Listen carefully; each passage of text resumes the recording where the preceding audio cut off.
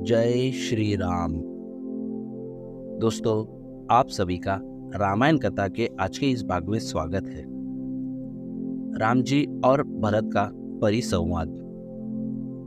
राम जी ने भरत को हृदय से लगा लिया और कहा, भैया भरत, तुम तो अत्यंत नीतिवान हो। क्या तुम समझते हो कि मुझे राज्य के निमित्त पिता के वचनों को भंग कर देना चाहिए? क्या धर्म से पतित होना उचित है? जो कुछ भी हुआ उसमें तुम्हारा कोई भी दोष नहीं है। तुम्हें दुखी और लज्जित होने की किंचित मात्र भी आवश्यकता नहीं है। माता कैकेयी के निंदा करना भी उचित नहीं है, क्योंकि उन्होंने पिताजी की अनुमति से वर मांगे थे। मेरे लिए माता कैकेयी और माता कौशल्या दोनों ही समान रूप से सम्माननीय है। तुम्हें ज्ञात है कि मैं पिताजी की आज्ञा का उल्लंघन कदापि नहीं कर सकता। पिताजी ने स्वयं ही तुम्हें राज्य प्रदान किया है, अतः उसे ग्रहण करना तुम्हारा कर्तव्य है। पिताजी के परलोक सिधार जाने का मुझे अत्यंत दुख है। मुझ अभागे को उन्होंने अपनी सेवा, अंतिम दर्शन और दाह संस्कार के अवसर से वंचित कर दिया। कहते कहते राम जी के नेत्रों से अश्रुधारा बह चली। फिर इसके पश्चात राम जी ने प्रयासपूर्वक धैर्य धारण किया और सीता तथा लक्ष्मण के साथ मंदाकिनी के तट पर जाकर पिता को जलांजलि दी।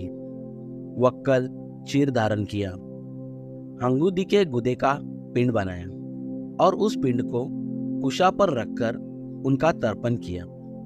पिंडदान तथा स्नानादि से निवृत्त होने के पश्चात वे अपनी कुटिया में लौटे और भाइयों को भुजाओं में भरकर रोने लगे। फिर धैर्य धारण करके राम, लक्ष्मण और सीता ने सब रानियों एवं गुरु वशिष्ठ के चरणों की वंदना की। कुछ काल पश्चात सभी लोग रामचंद्र जी को घेर कर बैठ गए और महाराज दशरथ के विषय में चर्चा करने लगे। इस प्रकार वह रात्रि व्यतीत हो गई। प्रातःकाल, संध्या, उपासना आदि से निवृत्त होकर राजगुरु तथा मंत्रीगण को साथ लेकर भरत राम के पास आए और बोले, हे रघुकुल शिरोमणि, प्रतिज्ञाबद्ध होने के कारण पिताजी ने अयोध्या का राज्य मुझे प्रदान किया था। उस राज्य को अब मैं आपको समर्पित करता हूँ। कृपया करके आप इसे स्वीकार करें। राम जी ने कहा, भरत, मैं जानता हूं कि पिता की मृत्यु और मेरे वनवास से तुम अत्यंत दुखी हो, किंतु विधि के विधान को भला कौन टाल सकता है? किसी को भी इसके लिए दोष देने की आवश्यकता भी नहीं है। संयोग के साथ वियोग का और जन्म के साथ मृत्यु का संबंध तो सदा से ही चला आया है।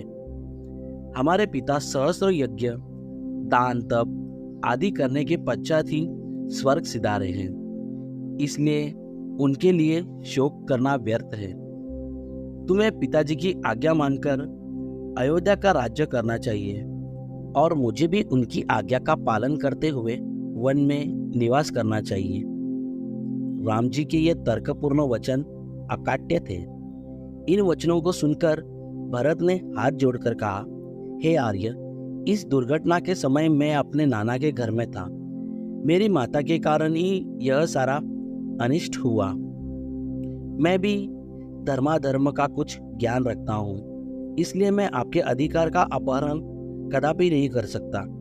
आप क्षत्रिय हैं और क्षत्रिय का धर्म जटा धारण करके तपस्वी बनना नहीं, अपितु प्रजा का पालन करना है। आपसे आयु, ज्ञान, विज्ञा आदि सभी में छोटा होते हुए भी मैं सिंहासन पर कैसे बैठ सकता हूँ? इसीलिए आपसे प्रार्थना करता हूँ कि आप राज सिंहासन पर बैठकर मेरे माता पिता को लोक निंदा से और पिताजी को पाप से बचाइए, अन्यथा मुझे भी वन में रहने की अनुमति दीजिए। रामचंद्र जी ने भरत को फिर से समझाते हुए कहा, पिताजी ने तुम्हें राज्य प्रदान किया है और मुझे 14 वर्ष के लिए वनवास की आज्ञा दी है। जिस प्रकार मैं उनके वचनों पर श्रद्धा रखकर उनकी आज्ञा का पालन कर रहा हूँ, उसी प्रकार तुम भी उनकी आज्ञा को अकाट्य मानकर अयोध्या पर शासन करो। उनके वचनों की यदि हम अवहेलना करेंगे तो उनकी आत्मा को क्लेश पहुंचेगा।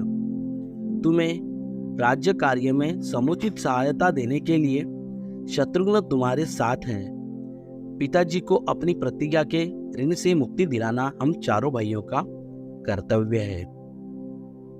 दोस्तों, इसके आगे की कहानी रामायण कथा के अगले भाग में।